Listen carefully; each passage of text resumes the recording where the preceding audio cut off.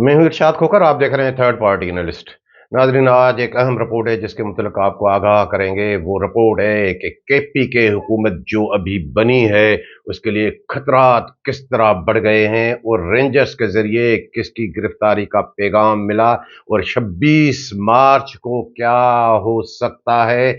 और अली अमीन गंडापुर साहब जो सीएम हैं केपी के वो फार्म 47 वाले वजीर आजम से मिलने के लिए आखिर क्यों पहुंच गए और वजीर आला सिंध साहब के साथ क्या हुआ है उसका भी तस्करा होगा कि वहाँ भी एक पैगाम आया है, तगड़ा पैगाम आया है कि ये पुराना सिस्टम ये वो फिलहाल हाथ होला रखें।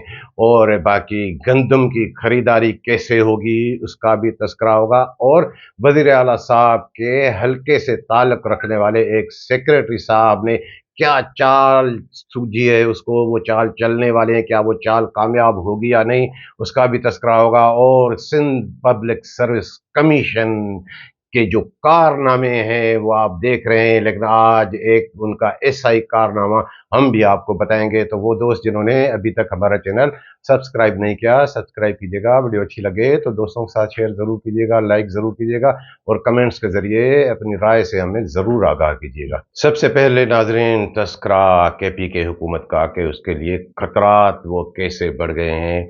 हमने देखा कि जब हुकूमत बन गई केपी के में, उसके बाद जब वज़ीर आज़म की हल्फ बर्दारी की तकरीब हुई तो ज़ाहिर है तमाम सीएम उसमें आते हैं एक प्रोटोकॉल के तहत, लेकिन अली अमीन गंडापुर जो वहाँ के सीएम मुंतखब हो चुके थे केपी के वो क्या कहे कि नहीं आए, कि नहीं ये फार्म 45 वाला प्राइम मिनिस्टर नहीं है, ये फार्म 47 वाले हैं, इन्हें हम नहीं कबूल करते इसलिए नहीं आए। और जब वज़ीर आज़म शहबाज शरीफ वहाँ पहुँचे पेशावर, वो बारिश के मुतासरीन की इमदाद के लिए, तो वहाँ भी वो नहीं पहुँचे।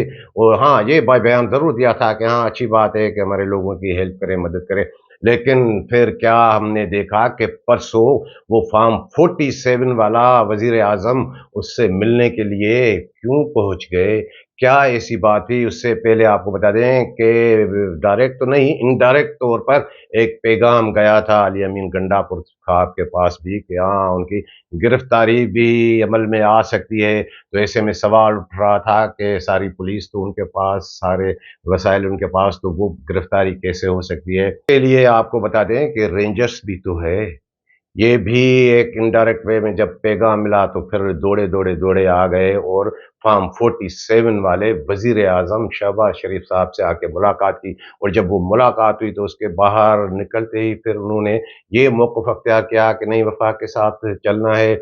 और वो तो आए थे कि वो हाइडल पावर के जो उनकी रॉयल्टी बिजली की वो भी तकरीबन 1500 अरब है, 1.5 ट्रिलियन, यानी यूं कहें कि 15 खरब रुपए। ज़ाहिर है वो सूबों का हक होता है, दरीना उनका वो मामलात रहे हैं केपी के वालों के कि उन्हें वो रॉयल्टी वो नहीं मिल रही।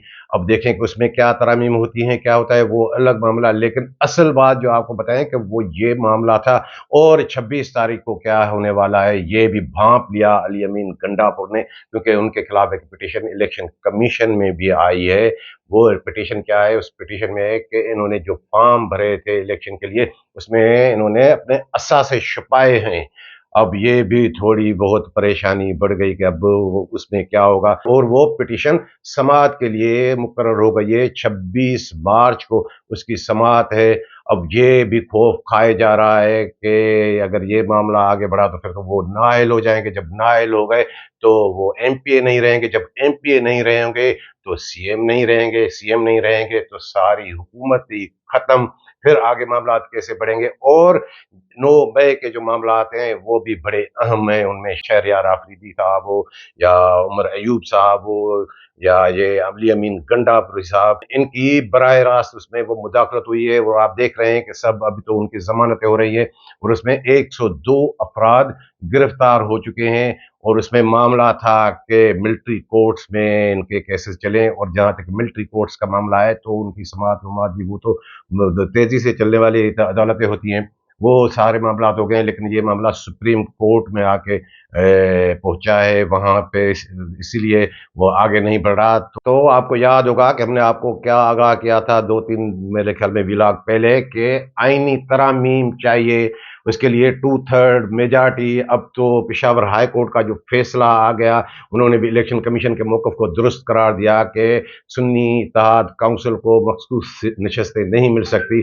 तो वो 2/3 मेजॉरिटी तो इस हुकूमत को वो हासिल हो जाएगी कौमी असम्बली में, और सेनेट में वैसे ही जो है वो उनकी अक्सरियत है, तो वो आईनी तरामीम अब वो इतना मसला नहीं रहेगा। लेकिन वो उसमें अहम जो बात है वो है मिलिट्री एक्ट में तरमीम, आर्मी एक्ट में तरमीम। वो ऐसी तरमीम जो मेरे ज़राए बता रहे हैं कि कुछ करने जा रहे हैं, कि उसमें फिर वही मामलात वो मिलिट्री कोर्ट्स में चलेंगे। इस नोयत के जो 9 मई वाले जो है मामलात हैं, अगर वो तरमीम हो गई तो फिर किसी कोर्ट में भी उन्हें ज़मानत नहीं मिल सकेगी या उन्हें नहीं रोक सकेंगे। वो आइन का मामला है और एक्ट का मामला है। अगर वो तरमीम हो गई तो फिर उसमें हुकूमत को एक ये रास्ता मिल जाएगा कि हाँ, इनके मिलिट्री कोर्ट में केसेस चलाए जा सकते हैं। अगर वो मामला चला तो फिर अली अमीन गंडापुर साहब के लिए वो तलवार भी लटकी हुई है। और देखिए तो सही कि इससे फिर काम क्यों करते हैं, इतनी भ्रमबाजी क्यों करते हैं, ये बयान देने की ज़रूरत क्या थी कि 47 और 45। और वैसे भी आप देखें कि आज भी मैं देख रहा था कि प्रेस कॉन्फ्रेंस वो तो बिल्कुल सही थी, उमर अयूब साहब और असद कैसर साहब वो कर रहे थे कि ऑर्डिनेंस के ज़रिए ये कानून साजी की जा रही है, जबकि पार्लियामेंट मौजूद है। ये बात सही है, और उस पर मैंने देखा कि सैयद खुर्शीद शाह साहब का भी एक जो है रद्द अमल आया कि नहीं, जमहूरी हुकूमत में जब पार्लियामेंट मौजूद हो तो ज़्यादातर ऑर्डिनेंस पे इंसार नहीं करना चाहिए, पार्लियामेंट में जाने चाहिए। लेकिन वो तो अपनी जगह, लेकिन इनके जो रवैये हैं मैं देख रहा हूँ। अब हमारा मसला ये है कि हम जैसे सहाफ़ी वो किसी को भी नहीं भाते, सब अपने आप को समझते कि ये हमारा भी मुखालिफ, ये हमारा भी मुखालिफ हुआ। आप हमारे व्लॉग सुनते रहे तो हमने जो महसूस किया है कि पीटीआई असल में किसकी मुखालिफ है, या सुन्नी इत्तेहाद काउंसिल कहें, वो क्या हुकूमत के मुखालिफ हैं? उनका जो रवैया है इस वक्त वो हुकूमत के मुखालिफ नहीं है, वो तो एक दूसरे के मुखालिफ हैं, अपने आप के मुखालिफ हैं। तो वहाँ बड़ा मसला ये है कि अगर उमर अयूब साहब ने कोई बयान दे दिया तो फिर मसला हो गया असद कैसर साहब के लिए, वो उससे बढ़ चढ़ कर कोई बयान देंगे और लताड़ेंगे हुकूमत को, क्योंकि ये सारा जो मामला होता है वो पहुंचाना होता है पैगाम बानी पीटीआई को। वो कहें कि हाँ नहीं, ये मेरे नक्शे कदम पर चल रहे हैं, ये मेरे गुड बुक्स में, ये अपने आप जो के साथ ये कर रहे हैं, अपने आप के लिए ये मसाइल पैदा कर रहे हैं। अब जब आ गए हैं इतनी अक्सरियत है, जहां तक धांधली की बात है तो कौन नहीं मानता, बिल्कुल धांधली हुई है, और उसका शोर शराबा सब कर रहे हैं। एक व्लॉग में हमने आपको बताया था कि ये तो मामला ऐसा है कि पता ही नहीं चल रहा है कि धांधली किसके साथ हुई है, लेकिन हाँ, इस ये इंतखाबात जो है वो उस तरह के, उसमें वो शफाफियत, वो अपनी जगह पे वो मामलात मौजूद हैं, उस पे बात करनी चाहिए।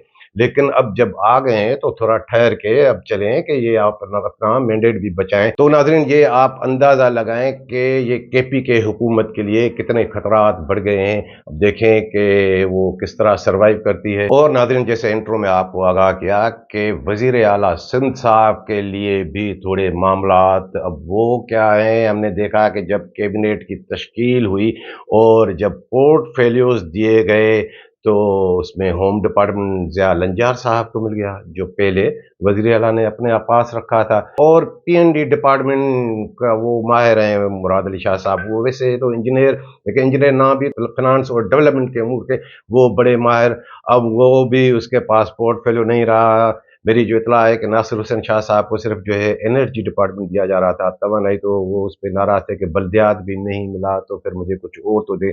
तो फिर वो उन्हें पीएनडी डिपार्टमेंट भी उन्हें मिल गया। अब बाकी बचा है फिनांस डिपार्टमेंट, वो देखें कि सैयद मुराद अली शाह के पास रहता है या नहीं। ज़्यादातर इम्कान है कि रहता है, लेकिन ये क्यों हुआ है, अब उसके पीछे भी एक कहानी है जो बताने वाले बताते हैं कि आपने भी देखा होगा कि जब इलेक्शन हो रहे थे तो इलेक्शन से कबल कितने उम्मीदवार थे वज़ारत आला सिंध के लिए। नासिर हुसैन शाह साहब भी थे, इम्तियाज़ शेख साहब भी थे, और भी थे, 5-6 उम्मीदवार थे कि शायद उन्हें मिले। लेकिन बिलावल भुट्टो साहब ने जब बदीन में उनका जलसा हो रहा था, इंतखाबी जलसा, उसमें ऐलान कर दिया कि नहीं, मुराद अली शाह साहब ही हमारे वज़ीर आला होंगे अगले, अगर हम जीत गए। और मेरी जो इत्तला है कि आसिफ अली जरदारी साहब वो इस तरह क्लियर नहीं थे जिस तरह जो है बिलावल भुट्टो जरदारी साहब थे। तो बिलावल भुट्टो जरदारी साहब की ख्वाहिश पूरी हुई और वजीर आला बन गए तीसरी मरतबा सैयद मुराद अली शाह। लेकिन जब वजीर आला तो बन गए, तो ये जो आपको बता रहे हैं कि अब पीएनडी भी उसके पास नहीं। अब होम डिपार्टमेंट ज़ियाउल हसन लंजार साहब चलाएंगे, सारी पुलिस पुलिस के मामला भी उनके हाथ में। और नया चीफ सेक्रेटरी भी आ गया है। वो आपको बताया था कि वजीर आला हसन साहब के वो भेनोई हैं आसिफ हैदर शाह। लेकिन हमने देखा है कि वो अपनी तबीयत वाला है, वो अपने मूड वाला है। उस तरह का नहीं है कि अगर वो उसके भेनोई हैं तो हम कहें कि नहीं ये इस तरह मामला चलाएंगे। तो ये भी इम्कान है कि क्या ये आसिफ हैदर शाह को कंटिन्यू कर सकेंगे या इसके लिए भी कुछ मामला आ सकते हैं। और आपको ये भी आगाह किया था कि वो फयाद जत्तोई साहब और हसन नकवी साहब की भी रिक्वेजिशन गई थी, वो भी वापस आ गए हैं। अब देखें कि हसन नकवी साहब शकील मंगने जो साहब को डिस्टर्ब करते हैं पीएनडी में, या फिनांस में जाते हैं या कहीं और लगते हैं। और बाकी फयाद जतोई के लिए आपको हमने आगाह किया था कि उसकी ख्वाहिश है कि वो प्रिंसिपल सेक्रेटरी टू सीएम लगें। लेकिन शायद अब वो मामला ना हो, शायद वो अब कमिश्नर कराची तैनात हों। और उसमें क्या मामला आते हैं, उसमें जैसे आपको बताया कि एक तगड़ा पैगाम भी आया है। वो तगड़ा पैगाम ये आया है कि अब वो पुराने सिस्टम वाले उनसे थोड़ा अब इज्तनाब करें और धीरज से चलें। ये मामला जिस तरह पहले जो है लूट मार की बाजार गर्म थी, अब क्योंकि आसिफ अली जरदारी सब अब खुद सदर ममलकत हैं, अब तो उनकी जो है डायरेक्ट हर जगह पे रसाई है। और उसका हम थोड़ा बहुत वो देख रहे हैं कि किस तरह के मामला चल चल रहे हैं। और अब आपको बताएं कि गंदम की खरीदारी के मुतालिक हमने देखा कि 13 तारीख को जो सिंध कैबिनेट की पहली मीटिंग हुई, उसी में फैसला हो गया। प्रोपोजल था कि 8 लाख टन नहीं गंदम खरीदी जाए या 10 लाख टन खरीदी जाए। इजलास को बताया गया कि 4 लाख टन पहले से पड़ी हुई है, जबकि 4 लाख क्या वो 2.5 लाख भी हो गोदामों में तो बड़ी बात है। इन्होंने नई पुरानी करके वो निकाल ली है। अब देखें कि वो किस तरह वो अरेंज करते हैं। तो आप मिलाकर फैसला हो गया कि नहीं 9 लाख टन गंदम नहीं खरीदी जाए। और वहाँ कैबिनेट की अंदरूनी कहानी बताएं कि सेक्रेटरी को ब्रीफिंग देनी होती है। नासिर अब्बास उमरो, ये बबलू भाई जो करप्शन का बेताज बादशाह यहाँ के बन गया, उनके कैबिनेट में भाई बोल्टी बंद बत्ती बंद, बोला नहीं जा रहा था। और मेरी जो इतला है कि फिर वो जाम खान शोरो साहब, जाहिर है वो काफी अरसे से मिनिस्टर मिनिस्टर पुराने दौर में भी रहे हैं, तो उन्होंने कहा मुझे दे दें। वो 10-15 मिनट में उन्होंने ब्रीफिंग दे के जान छुड़ा दी, कहा ये इतनी कदम पड़ी है, इतनी इतनी इतनी है। लेकिन नासिर अब्बास सुमरो की वहां भी बत्ती बंद थी। वो बत्ती बंद क्यों थी? उस बत्ती बंद होने का सबब ये जो आपको गुज़श्ता व्लॉग में बताया था कि इन्होंने जो गंदम चोरी कराई है अल्ताफ से और घुमरो से, मकसूद घुमरो चपड़ासी, उनसे मिलकर, तो जाहिर है वो मामलात भी थोड़े आगे बढ़े हैं। और उन्होंने भांप लिया है कि अब तो वो सेक्रेटरी नहीं रहेंगे, सेक्रेटरी अब नया आएगा। वो कौन आएगा वो अलग बात है। लेकिन इसको और भी एक खौफ कि आसिफ हैदर शाह साहब जब चीफ सेक्रेटरी बने हैं, तो वो उन्हें अब कहीं और जगह सेक्रेटरीशिप भी मिल सकेगी या नहीं, ये भी थोड़ा बहुत उन्हें खौफ खाया जा रहा है। अब गंदम की खरीदारी कैसे होगी, उसके पहले आपको बता दें, वो भी मामला इसी से जुड़ा हुआ है कि सूबाई सिलेक्शन बोर्ड का एक इजलास तो पहले ही हो गया था, उसके मिनट्स अप्रूवल के गए थे वजीर आला हाउस को। वजीर आला हसन ज़ाहिर है उसकी मंजूरी देंगे, वो आ गए थे कल। आज वो काफ़ी प्रोमिशन वो नोटिफाइड हो गए हैं 18 से 19 में। गजनफर कादरी साहब भी हैं उसमें, नज़ीर सुमरूर का काफ़ी उसमें नाम है। लेकिन उनमें 3-4 नाम ऐसे भी हैं जिनकी तरक्की हो गई है कि वो पब्लिक सर्विस कमीशन के इम्तिहान के बगैर किसी दौर में भर्ती हुए थे। फिर वो उनके जिस ग्रेड में थे वहाँ पे उन्हें मुंजमद किया गया था और अदालत ने फैसला दिया था कि इनकी पोस्टिंग ना हो जब तक ये रेवेन्यू पार्ट 1 पार्ट 2 का इम्तिहान जो है पब्लिक सर्विस कमीशन का क्लियर ना करें। भाई उनमें भी कई लोग तो रिटायर हो गए, लेकिन 4-5 लोगों ने वो इम्तिहान वो क्लियर कर लिया। ये भी एक कारनामा कि पार्ट 1 अगर 2012 में दिया तो पार्ट 2 का इम्तिहान अब जाके दिया, तो वो कहते हैं कि कानूनी तौर पे है कि वो वैलिड है। उनके प्रमोशन का मामला भी आगे बढ़ा, उनमें अजीज बिरला साहब भी हैं। और उसमें एक अहम किरदार जिसका आज तस्करा होगा, ये नोटिफिकेशन देके, उसमें मोहम्मद हुसैन घुमरो भी है। ये मोहम्मद हुसैन घुमरो कौन? ये सबसे बड़ी तबाही मचाने वाला फूड डिपार्टमेंट में ये भी अदालत के अहकामात पे जो 15 अफसरान हटे थे कि पब्लिक सर्विस कमीशन के इम्तिहान के बगैर ये कैसे बैठे हुए हैं, इनको हटा दें। जब तक नहीं करते, इनको पोस्टिंग ना दे, तो फिर वो उन्हें भी जाके ख्याल आया और उन्होंने पार्ट 1 तो पहले ही कर लिया था। वो किसने उनसे कराया था? वो एक सेक्रेटरी सतह का अफसर है, उसका वो डायरेक्टर फूड भी रहा है, इसका दोस्त है। वो उनकी बदौलत उन्होंने वो पार्ट 1 किया था बच्चल राह पोर्टल के तवज्जुह से। फिर देखते ही देखते एक और अफ़सर है वो भी रिटायर हो गया, फिर उन्होंने अपना पब्लिक सर्विस कमीशन में ज़ोर लगाया और पार्ट 2 भी उनका क्लियर हो गया, ये भी प्रोमोड हो गए। इस अफ़सर की जहाँ तक बात है, इसकी अहलियत को मैं जानता हूँ, भाई ये पब्लिक सर्विस कमीशन में ही, सिंध पब्लिक सर्विस कमीशन में ही हो सकता है, किसी और कमीशन में नहीं हो सकता। इन्हें जब सारा पेपर दिया जाए कि जाके ये पहले रटो, फिर इनमें क्या-क्या जवाबात देने हैं वो करो और सुकून से बैठकर उनसे वो सारे कराए गए, तो फिर बाकी क्या रह जाएगा? ऐसे इम्तिहानात फिर देने लेने की ज़रूरत क्या है? ये है पब्लिक सर्विस कमीशन का कारनामा। मेरा दावा है कि आज भी जो इन्होंने इम्तिहान दिया है, अगर वही क्वेश्चन पेपर उसके सामने रखा जाए, वो नहीं लिख सकेगा, वो नहीं जवाब दे सकेगा। दूसरे क्वेश्चन पेपर को तो आप छोड़ दें, ये इस तरह ये क्लियर होके आए हैं। और जैसे आपको इंट्रो में बताया कि वज़ीर आला सिंध साहब के हल्के का एक अफ़सर, उसने क्या सूझी है, क्या चाल उन्होंने सोची है, वो है बच्चल राह पोटरो साहब, जो ग्रेड 20 में प्रोमोट हो चुके हैं।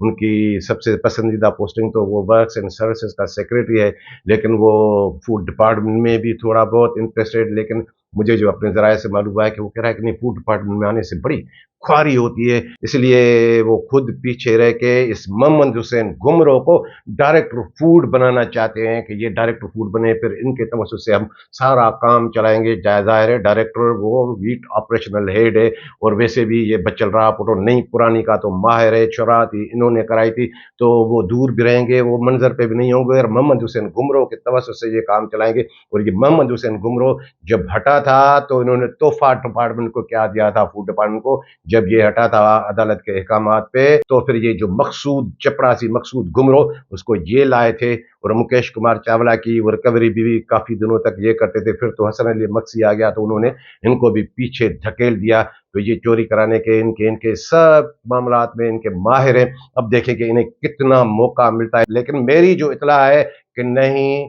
इनको नहीं घुसने देंगे, क्योंकि वो जो आपको तगड़ा पैगाम बता रहे हैं, उसमें हो सकता है कि बच्चल राह पोटो भी खुद भी सेक्रेटरी ना बन सके। ये मोहम्मद हुसैन गुमरो की बात तो आप छोड़ दें, ये डायरेक्टर फूड नहीं लग सकते, मेरी जो इत्तला है। और बाकी अब खरीदारी गंदम के लिए, अब वो जो आपको बताते हैं नन्ना दलाल अल्ताफ मक्सी, वो कहाँ जाएगा? अब जाहिर है उन्होंने इतनी बड़ी चोरी की है, अब मैं देख रहा हूँ कि उनका भी मुंह लटका हुआ है, और मकसूद चपरासी का भी।